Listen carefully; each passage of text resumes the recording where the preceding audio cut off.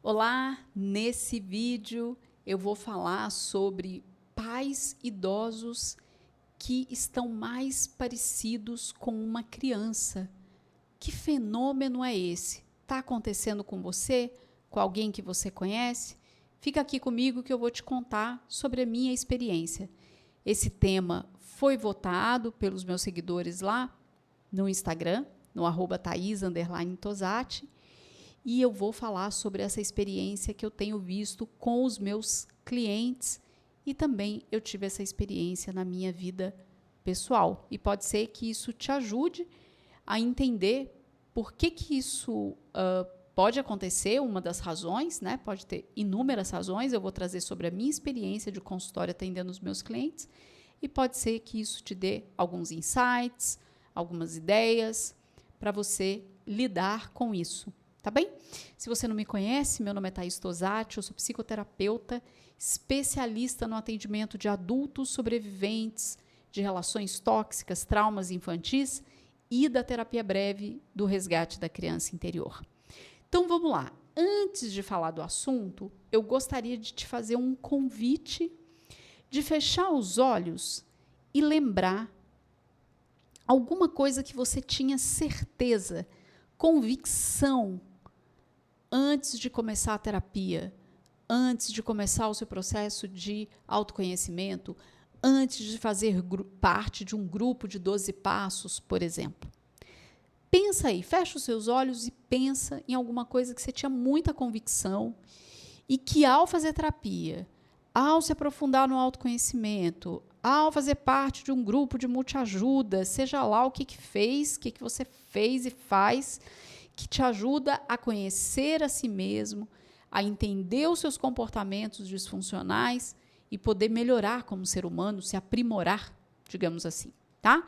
Eu vou começar por mim. Eu vou contar de uma coisa que eu tinha muita certeza, tá? E eu, inclusive, já fazia terapia. Não, mentira. Volta. Eu estava com 19 anos quando o fato aconteceu. E eu tinha certeza ali aos 19 anos que eu tinha tido um comportamento certíssimo. Foi ótimo aquilo que eu fiz. Não tinha dúvida nenhuma daquilo até 2020. Ou seja, com 40 anos. Oh, meu Deus. 19 anos, pula 40 anos. Eu continuava... Gente, não tem a menor dúvida, fiz a coisa certa. E em 2020 foi quando eu ingressei em Codependentes Anônimos, online, né, por causa do BOzão da pandemia, ingressei online, e aí comecei a escrever o famoso 4º passo. Não vou falar sobre isso aqui, se você quiser saber mais, assiste o meu vídeo sobre a minha experiência em Codependentes Anônimos, tá bem? E aí, quando eu fui escrever no 4º passo, veio essa informação lá dos 19 anos, onde eu fui morar com uma pessoa muito importante na minha vida, voltei a morar com essa pessoa, uma pessoa mais velha, que tinha acabado de se separar, e eu e uma irmã, a gente sentou com essa pessoa e disse, olha só, daqui para frente a gente não admite que você coloque algum namorado, marido aqui dentro, e nananã. Enfim, arrasamos. Né? Porque fomos nós duas que alugamos aquela casa, então quem mandava naquela casa era a gente. Ponto. E aí, quando eu fui preenchendo o 4º passo de Codependentes Anônimos, do livro verde, o jeito que eles fizeram a pergunta não teve como eu escapar. O que eu quero dizer? Eu achava que tinha tido um comportamento incrível, maravilhoso. Quando eu comecei a escrever aquele 4º passo, aquela linha do 4º passo, eu me dei conta do quanto aquele meu jeito de falar com aquela pessoa foi impositivo, foi abusivo, foi tudo menos um jeito de conversar onde a gente pudesse ter uma conversa autêntica, onde a gente pudesse construir uma possibilidade de relação saudável. E eu fiquei chocada e pensando, beleza, demorei quase mais de 30 anos para saber e senti que aquele comportamento que eu tinha certeza que eu tinha arrasado não foi funcional. Pelo contrário, foi muito disfuncional. E que bom que eu estava num grupo adequado para lidar com uma recuperação de codependência emocional com o objetivo de construir relações saudáveis para que eu pudesse admitir isso. Agora, vamos pensar numa possibilidade onde eu não ingresso em codependentes anônimos e eu passo uma vida, apesar de estar em terapia por muitos anos, onde eu não acesso esse lugar e fico com essa certeza, né?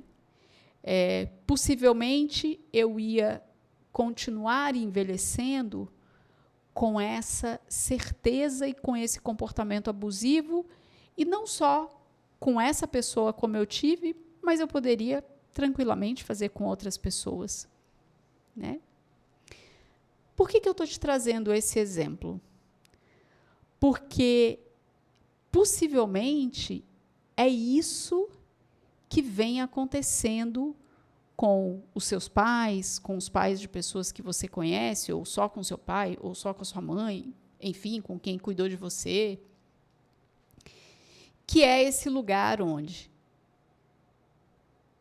quando eu não me conheço e estou aqui regida pelas minhas emoções e, claro, por tudo que me envolve, a sociedade que eu vivo, a cultura, que ambiente é esse?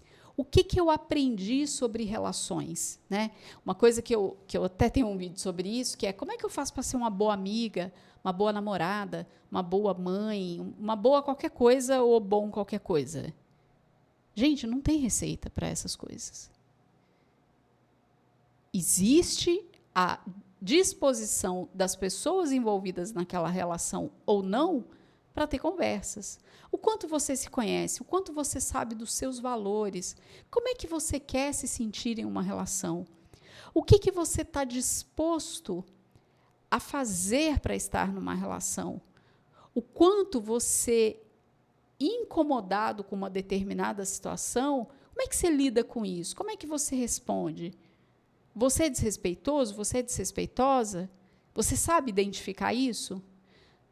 Você acha que para ser desrespeitoso você tem que só gritar? Gritar é um sinal, mas não é o único, né? Você pode não subir 1 decibel da sua voz e ser extremamente desrespeitoso com uma pessoa. O nome disso é passivo-agressivo, né?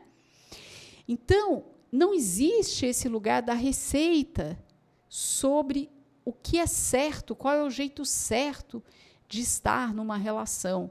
A gente, claro, tem aí alguns modelos e alguns teóricos que vão trazer sobre comportamentos onde, se eu estou regulada emocionalmente, se eu estou calma, eu me conheço e eu falo como eu estou me sentindo e o que eu quero dessa relação, dessa pessoa, dessa situação. Esse pode ser um caminho de ter uma conversa autêntica. E eu também estar disposta a escutar o outro e a gente poder entender juntos e sentir. Dá para fazer isso aqui? É possível a gente ter uma relação saudável nessa situação? Não é possível? Então, cada um vai seguir o seu caminho, né? Então, isso tudo dá muito trabalho. Fazer terapia, o processo de autoconhecimento, porque qual é a primeira coisa que, em geral, acontece quando a gente escuta algo, ou na terapia, ou em algum grupo de ajuda, né? Eu lembro quando as pessoas me falavam assim, esse desconforto aí que você está sentindo na pessoa, isso é um negócio que fala sobre você. Eu dizia, imagina que fala sobre mim, gente, fala sobre a pessoa, eu sou ótima, que isso? E eu fui levar muito tempo para entender que raios é isso, quando alguém me dizia que o meu desconforto com uma pessoa estava falando mais sobre mim do que sobre a pessoa. E aqui eu não estou falando aquela coisa romântica, que é uma pessoa sendo abusiva e eu desconfortável com o comportamento abusivo dela e eu tendo que aguentar porque o desconforto é meu. Não é sobre isso que eu estou dizendo.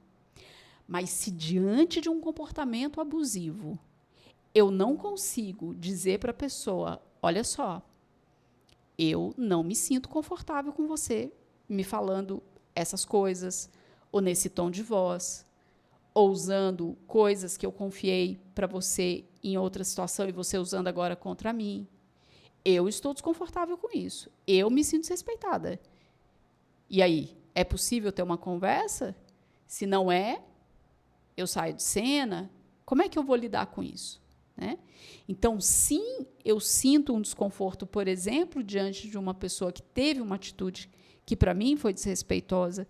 Se eu consigo falar isso para a pessoa, ou, claro, dependendo da situação, às vezes é uma situação de uma pessoa que eu encontrei uma vez na vida, para uma questão pontual, e vendo ali determinados comportamentos, eu não me sinto encorajada de ter uma conversa, porque ela me dá pistas que ela não vai sustentar ali uma conversa, não está disposta a me ouvir, e vai vir mais situações abusivas, inclusive, a depender da posição de poder dessa pessoa, eu posso estar em risco, de fato, físico, né, em relação a essa pessoa, minha vida pode estar em risco. Então, eu saio de cena.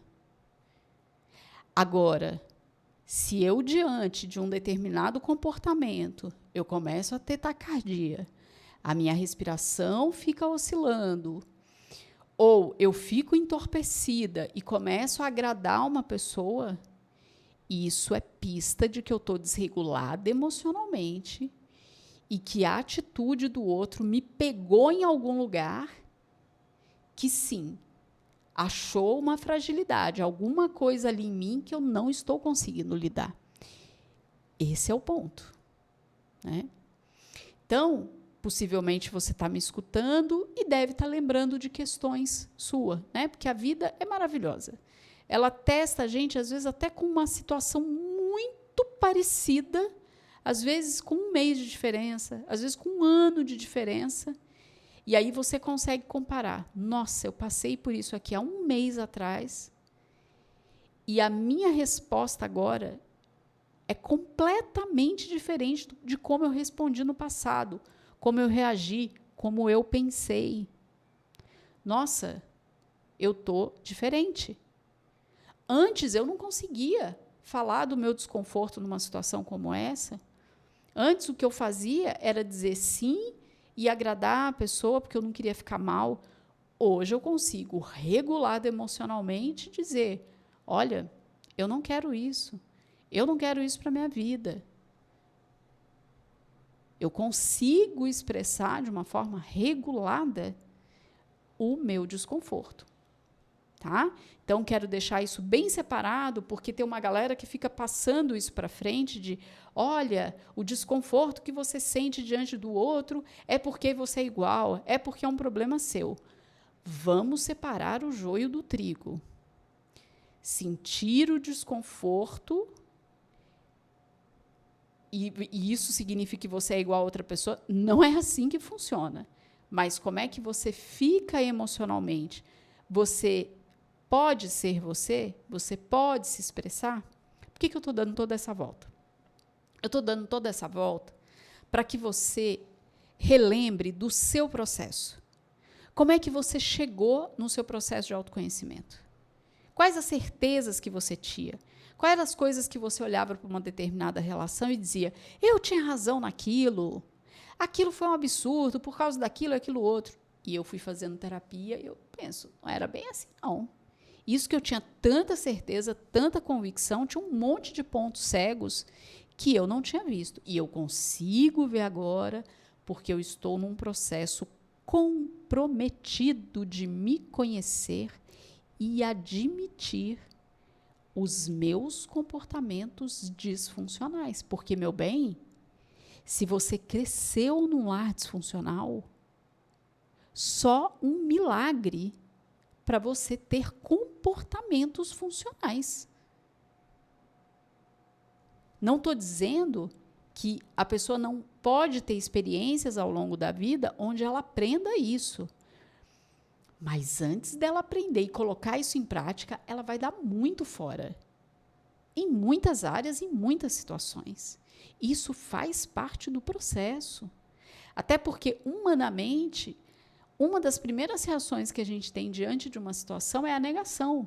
Lembra quando eu falei que a pessoa me dizia, isso aí que você está incomodado com o outro está falando de você. Eu dizia, imagina, eu nem parava para ouvir. Primeira coisa era negar. Eu levei muito tempo até conseguir entender aquilo, sentir, inclusive, arrependimento, culpa, vergonha, incômodo de que eu não me dei conta das minhas questões, para daí poder fazer um trabalho para me transformar, para poder me aprimorar. Essas fases, elas são esperadas quando a gente entra em contato com algo desconfortável. Eu estou fazendo esse vídeo aqui para quê mesmo? Para falar dos pais que você está percebendo que eles estão parecendo crianças, bebês. Quanto mais idosos eles vão ficando, mais essa sensação de que eles parecem crianças. Né? Então, por exemplo, eu ouço relatos que nossa, meu pai ou a minha mãe ou quem cuidou de mim, agora idoso, e eu não estou falando de comprometimento intelectual, eu não estou falando de processos de demência, eu estou falando de uma pessoa que não tem nenhum diagnóstico que aponte para um processo degenerativo, nenhuma situação de comprometimento intelectual, motor, tá? E que está apresentando um comportamento do tipo, nossa, minha mãe e meu pai eram super independentes e agora eles têm um medo das coisas que eu nunca tinha visto isso, assim. Eles expressarem isso, uma coisa meio estranha, não tô entendendo o que é isso. Ou ter situações onde vira para mim como filho, como filha, e fica perguntando, como é que eu faço isso? Coisas básicas como, sei lá, comer um determinado prato, ter um determinado comportamento em alguma situação. Enfim, coisas meio estranhas que não está fazendo muito sentido e uma certa dependência, assim. Não, eu não quero ficar sozinho, você tem que me levar, você tem que me buscar. Uma coisa que esses filhos não viam antes nesses pais e que agora está cada vez acentuando. Vamos ligar Lé com Cré? Vamos ligar o que eu trouxe primeiro e o que eu estou trazendo agora, dessa impressão? Pensa como é que você envelheceria se você não estivesse fazendo terapia, não estivesse no grupo de multiajuda, não estivesse no grupo de 12 passos, não fizesse todo o seu processo de autoconhecimento. Como é que você acha que você ia envelhecer? E vamos lembrar que quando a gente está falando de envelhecimento e de toda a circuitaria neurobiológica, qual é a tendência? Se a gente não vai desenvolvendo algumas musculaturas no nosso cérebro, no nosso comportamento. Aquilo que não é usado é atrofiado. Então, a gente já está cada vez mais distante da neuroplasticidade passiva, que é antes ali dos 24, 23 anos, onde o aprendizado ele é quase automático, não exige tanto esforço. E depois dessa idade, ele exige, sim, tenta aprender uma língua depois dos 24, 25 anos, uma nova língua. É diferente o esforço que a gente faz para quem aprendeu antes dos 24, 23 anos de idade. Uma das explicações, tipo de neuroplasticidade. A neuroplasticidade ela não acaba, mas esse lugar da neuroplasticidade passiva, isso sim, isso tem data de validade. E na neuroplasticidade ativa, a pessoa precisa continuar um processo constante de aprendizado, de atividade física, de estudo, de leitura, de trabalho em terapia, poder se conhecer, desenvolver inteligência emocional, seja lá o nome que você dá para isso. Mas saber que muito do que eu aprendi sim é disfuncional e eu estou passando para frente.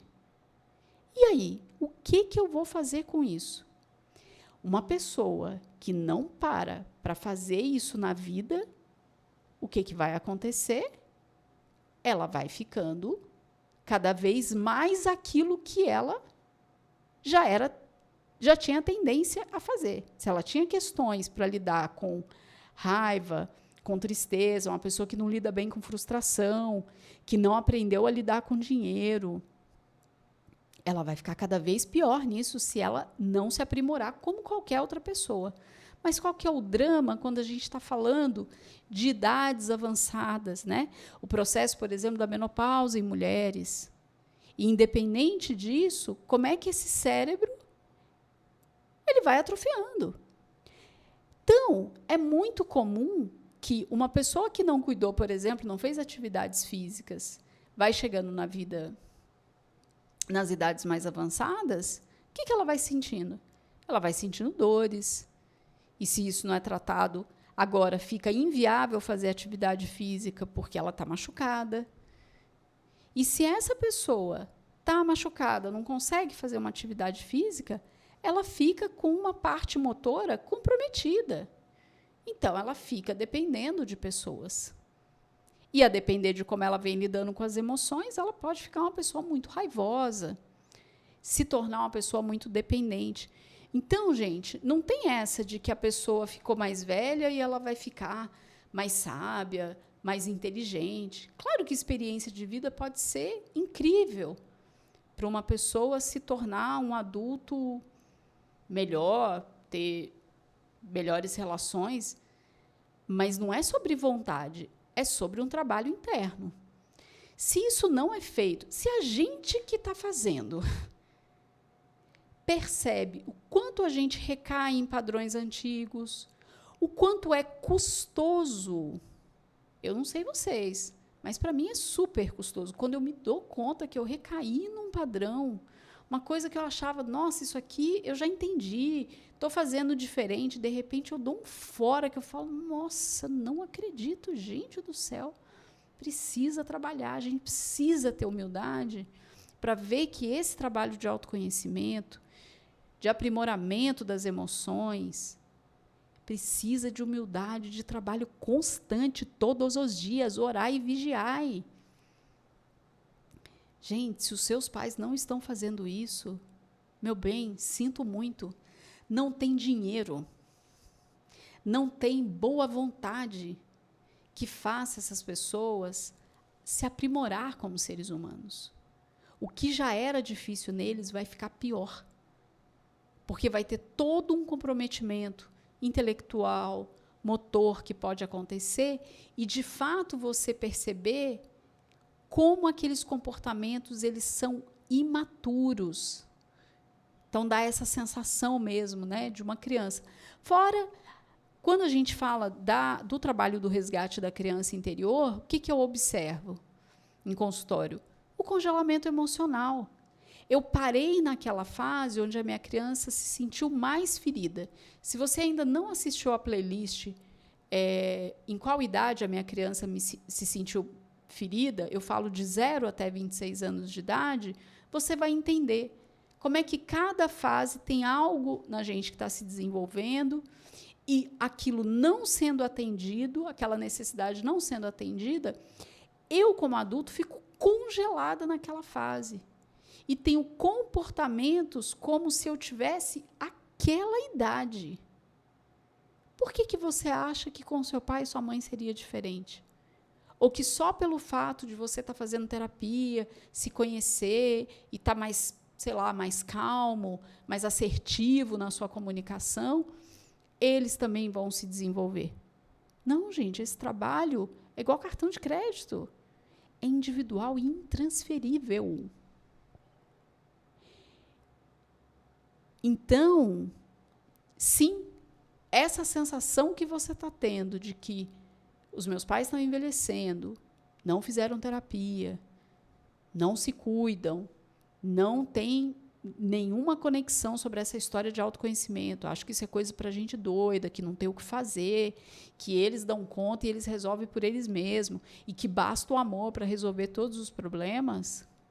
Ou outra coisa, né, para algumas pessoas, é a religião. E eu falo isso com muito respeito. Mas, infelizmente, não é o que eu tenho visto. Uma pessoa que não se dedica a se conhecer, fazer um trabalho interno sério, profundo, ela vai envelhecer mal. Ela vai envelhecer muito mal. mais uma vez, não precisa ir tão fora de você. Olha para você, para a sua vida e tenta imaginar a sua vida sem essas coisas que você aprendeu e está colocando em prática. Colocar limite, saber que horas ficar em silêncio, saber com quem falar, quem que é digno da sua confiança, onde é que você se demora, onde é que você não se demora. E pensa no trabalho que foi isso e que continua sendo. E só tenta imaginar como seria a sua vida sem saber e fazer essas coisas que você vem fazendo agora. Você acha que você envelheceria como uma pessoa que quem está no entorno gostaria de ter perto? Você é uma pessoa que, sem tudo isso que você tem, sem ter autonomia, autorresponsabilidade, admitir os próprios erros, você acha que teria pessoas aí perto de você que ia gostar de estar junto com você envelhecendo, sem ter autonomia, autorresponsabilidade e admitir os próprios erros? Por exemplo, acho pouco provável. Pouco provável. Bem, essa notícia é dura, né? Ela é dura porque a gente não pode fazer pelo outro aquilo que só o outro pode fazer por ele mesmo quando a gente está falando de adultos. Né? Eu acho que tem um outro fator que tem sido muito trazido em consultório para mim, que são pais, e eu estou falando pai e mãe, dependentes de substância, especialmente o álcool. Né? E aí sim a gente pode ter uma combinação que é nefasta, que é alguém em estado depressivo, com questões com ansiedade, com arrependimentos, queria ter feito diferente, não fiz, agora não dá mais tempo, e eu uso aqui essa anestesia para eu não ter que lidar com o mundo, e sim, essas pessoas podendo apresentar uma demência alcoólica, que é uma coisa muito grave e que muitas vezes é confundida com Alzheimer, por exemplo. Não vou entrar em detalhes aqui, mas acho importante pontuar essas questões para você entender como é sério pessoas que não escolhem priorizar a sua saúde mental. E custa muito caro para ela, para quem está no entorno. E, em geral, essa dinâmica, né, da solidão na vida idosa, que não é só por isso, é óbvio, a gente tem outros dados que informam o porquê da solidão. Claro que uma sociedade que preza pela juventude e com toda essa mídia super pesada em relação a imagens de jovialidade, é um problema, sim, mas não só.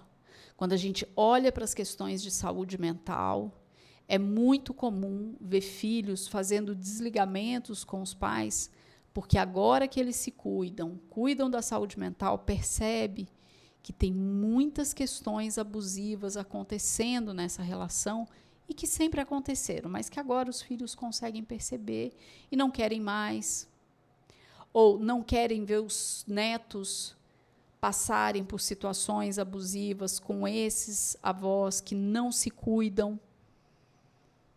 Então, esse é um assunto muito delicado e ele é um fato. E que se você, como ninguém pode fazer pelos outros, né, que você faça por você. Cuide para você envelhecer com saúde mental, física, de toda a ordem. Elas estão interligadas. Os experimentos mais recentes, os artigos mais recentes mostram que não existe essa divisão biológico e psicológico.